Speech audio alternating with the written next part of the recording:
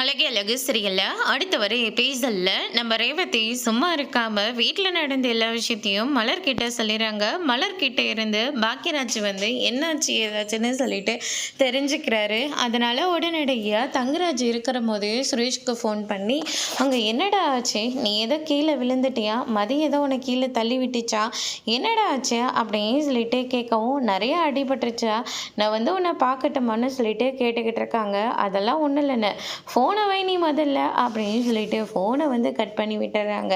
அதுக்கடுத்து தான் பொறுமை தாங்கிக்க முடியாமல் நம்ம பாக்கியராஜும் மலரும் இருந்துட்டு ரேவதியோட வீட்டுக்கு வராங்க. அங்கே பார்த்தீங்கன்னா சுரேஷ் இருந்துட்டு சாப்பிட்டுட்டு இருக்காரு. அப்போ அவரை பார்த்த உடனே என்னடா ஆச்சு அப்படின்னு சொல்லிட்டு கேட்கவும், நீங்கள் எதுக்குன்னா வந்தீங்க அப்படின்னு சொல்லிட்டு சுரேஷ் கேட்டுக்கிட்டு இருக்காங்க.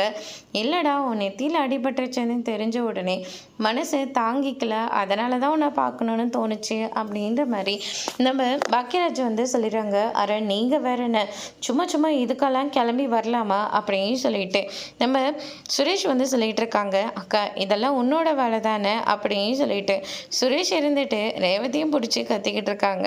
அதுக்கு அடுத்து தான் இந்த சைடு பார்த்தீங்கன்னா நம்ம மதியம் இருந்துட்டு காலேஜ் விட்டோன்னு நேராக வீட்டுக்கு வந்துடுறாங்க.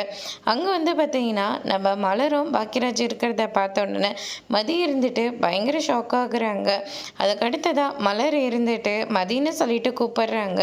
அக்கான்னு ஹப் பண்ணி நம்ம மதியம் ஃபீல் பண்ணி அழுந்துக்கிட்டு இருக்காங்க.